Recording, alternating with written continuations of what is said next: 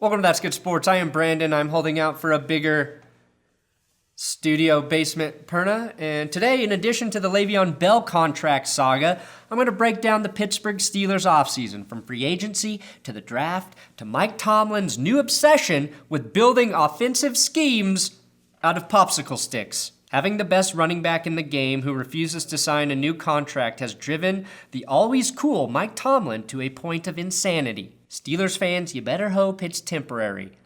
Unless being mad is the only way he can actually defeat Bill Belichick in the playoffs. That's good sports.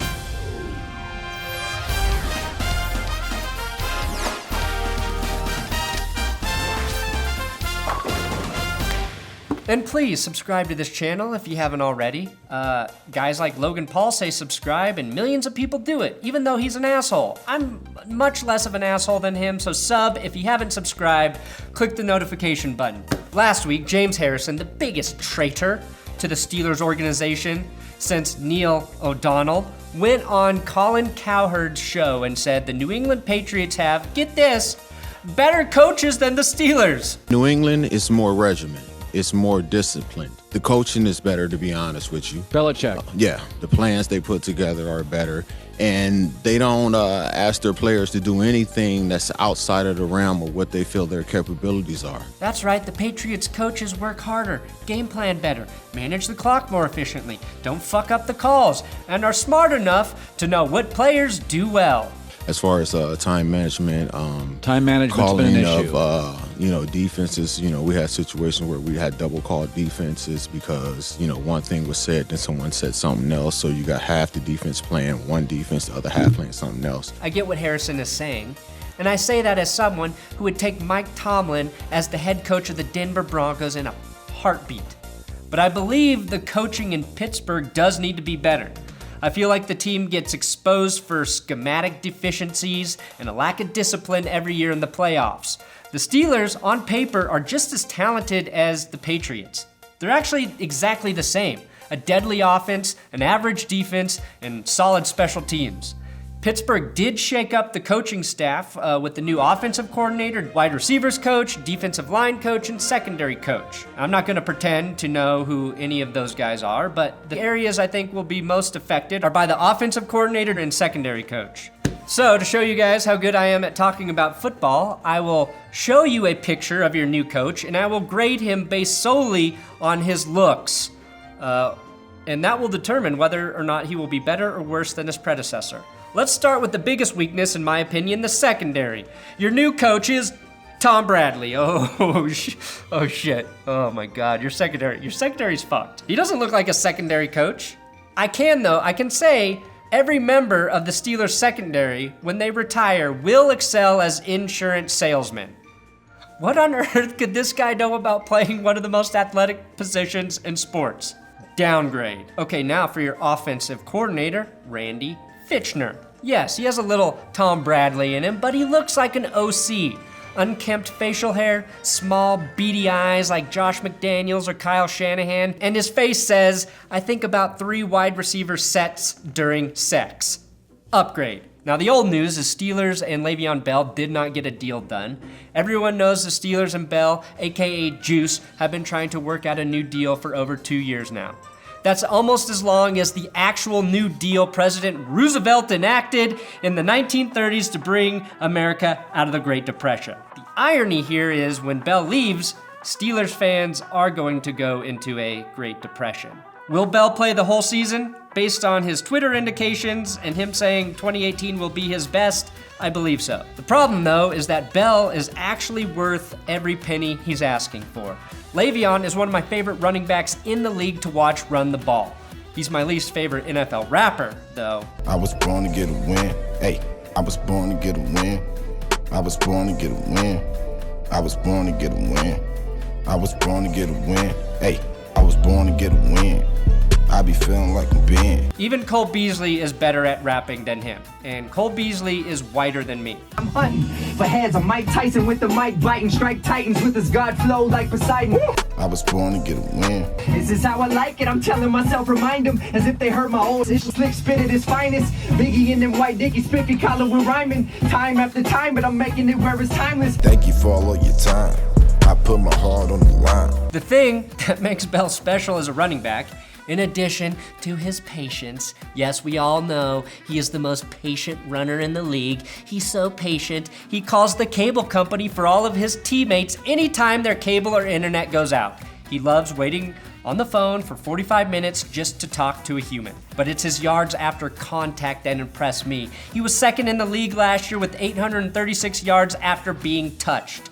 That's 3 less than the league leader, Kareem Hunt, and Bell tacked on 85 receptions for 655 yards and 61 missed tackles.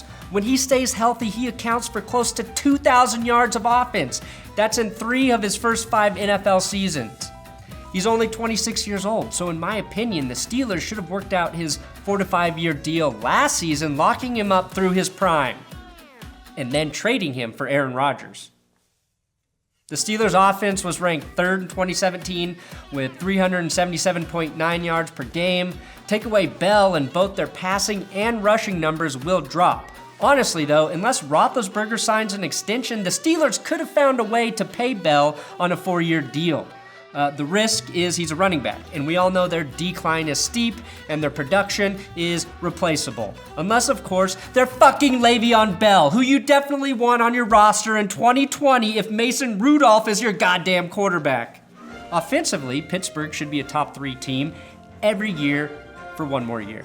Antonio Brown is, in my opinion, the best receiver in the game. Not that he needs any more people telling him how good he is. I love JuJu Smith Schuster, and I believe the selection of Oklahoma State wide receiver James Washington in the 2nd round of the draft will pay dividends in the passing game. Tight end Jesse James is consistent. 3 touchdowns and an average of 8.7 yards per catch over the last 2 seasons. His touchdown average would, of course, be higher if the NFL knew what a fucking catch and touchdown was. What's a TD? What's a catch? Why the fuck should we know? We're just the NFL. Predicting the performance from Pittsburgh's offense is easy. Big Ben is going to throw somewhere around 4,000 yards with 25 to 30 TDs and about 14 interceptions. 5 of those interceptions will come in 1 game, as 6 of those passing touchdowns will come in 1 game. They will look like the best unit in the league most weeks, and every 4th week, it'll look like they game planned by playing Madden instead of practicing. The real concern, if you're a Steelers fan, is the defense, both in terms of playmakers and coaching. The defense got scorched by Jacksonville in the playoffs, a team that only scored 10 on the Bills and 20 on the Patriots during that playoff run. The loss of Ryan Shazier was detrimental to the defense, both from a leadership perspective and just as a top 10 linebacker in the league. His injury made their inside linebacking core just as inconsistent as their secondary.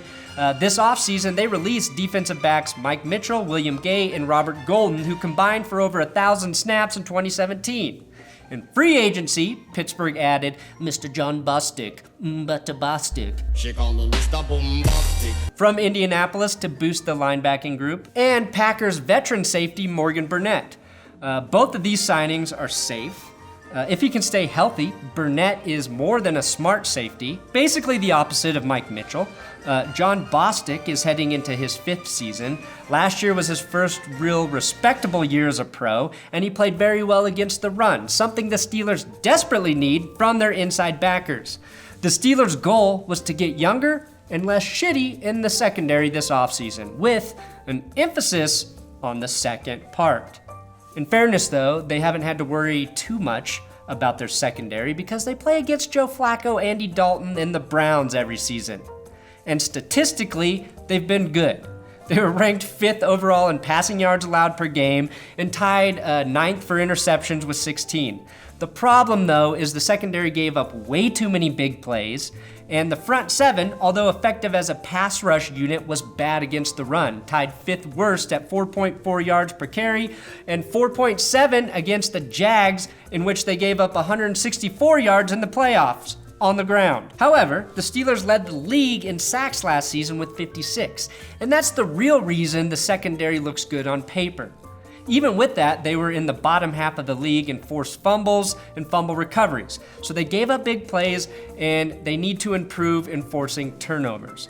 In the draft, Pittsburgh added guys to try and shape that secondary. Their first pick was safety Terrell Edmunds from Virginia Tech. Edmunds is pretty raw in coverage and will need work to be effective at the NFL level, but his physicality and ability to play in the box is a huge need for the Steelers. They added safety Marcus Allen from Penn State in the 5th round, another hard-hitting safety who, for whatever reason, didn't think he should play fucking running back with the name Marcus Allen. Now, I don't know how good Artie Burns and Mike Hilton really are at corner. What I do know is they are young and that Burns improved in his 2nd season. Joe Hayden needs to stay healthy to be effective. And if you assume Artie Burns and Hilton improve in years 2 and 3 with better help behind them from guys like Burnett and Edmunds, the secondary could be better. Really though, I think knowing the pass rush is great with Heyward, Hargrave, Tuitt, and Watt in year 2. The focus for Pittsburgh is going to be shutting down the run. Guys like Bostic and Edmunds will have to lead the way there. So in conclusion, I don't believe the Steelers got better this offseason. They did make coaching changes in key areas, so we know they took steps in an attempt to improve. I don't think they got worse though, unless of course Joe Flacco and Lamar Jackson with their double QB offense prove to be unstoppable and the Ravens dominate the division. Pittsburgh is still the best team in the AFC North. They have all of the offensive weapons for one more year and will lose in the playoffs, unless the defense is better, specifically against the run. Now, the Steelers' secret weapon for success in 2018 is Roosevelt Nix, fullback, and running back Fitzgerald Toussaint. 2 men who have first names that make them sound like they were alive during the New Deal. Roosevelt and Fitzgerald could bring back that smash mouth mentality associated with the 1930s leather helmets and gonorrhea. The Steelers desperately need that mentality to win another Super Bowl. And yes, Terry Bradshaw did have gonorrhea in all 4 of his Super Bowl wins. That was the 70s though, not the 30s. Thanks for watching another episode of That's Good Sports. Please subscribe here on YouTube. Check out my website, ThatsGoodSports.com, for football articles, videos, and my podcast, the That's Good Sports Podcast. It's on Podbean, iTunes, and there's a link in the description.